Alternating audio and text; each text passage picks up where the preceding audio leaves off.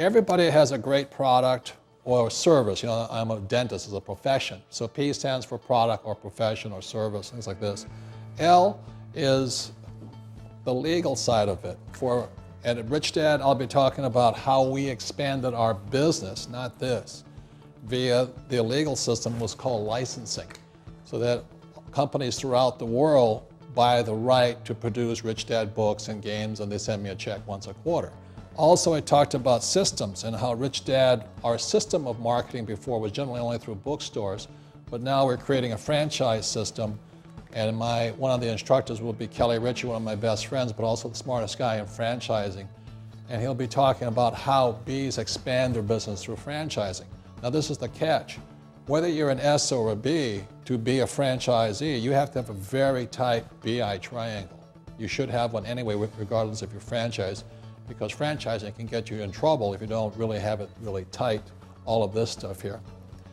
And the next thing is communication. And I talked about how we expand via television. I have books, and I'm on a television show. I'm always interviewed and things like this. So that's a very important way of keeping my brand out there. So a big part of what makes a company successful is whether or not they have a brand, B-R-A-N-D, almost misspelled it. Okay. And brand, people think, well, it's the communication, you know? But a brand is more than that. And the real question on a brand is not just communication. See, a brand makes it easier to sell. When somebody says Rich Dad, they go, oh, I think I heard of that, or I know what the guy stands for and all this. So what a brand really is the entire BI triangle. If you're going to create a brand, especially in a world that's overcrowded with advertising, communication, the webs, iPods, print, blogs, I mean, there's so much competition now for a person's time. It really is more important that you become a brand. So there's a shortcut communication.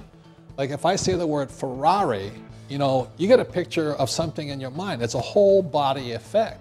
But if I said Hyundai or Kia, you know, car, they're probably just as good a car, but you get a whole different emotional effect just by the brand name. So I'm not saying Hyundais are better or worse than a Ferrari, but I'll pay more for a Ferrari than I will for a Hyundai. What does it mean? It's a shortcut communication. Like if I say the word Apple, you know, some people think of computers and some people think of red apple. But for the guys like me I'm an Apple fanatic, you know, the brand means a lot to me. I love Steve Jobs. He's one of the best entrepreneurs in the world right now. And if I say the word Marine Corps is a brand. It communicates everything, the mission, the team, the leadership, the style, the message. You know, the Marines have a saying, we're only looking for a few good men and women. That means we just don't want to be like the Army. We have to position ourselves away from the Army, the Air Force, and the Coast Guard than the Navy. There are more people competing for your customer's mind, their time. You know, how many blogs can you read? How many magazines can you read? How many television sets can you read?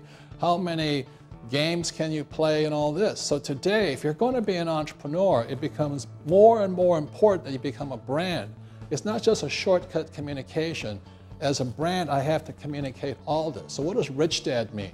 What does Rich Dad mean versus Monopoly? You know, what does it mean to you?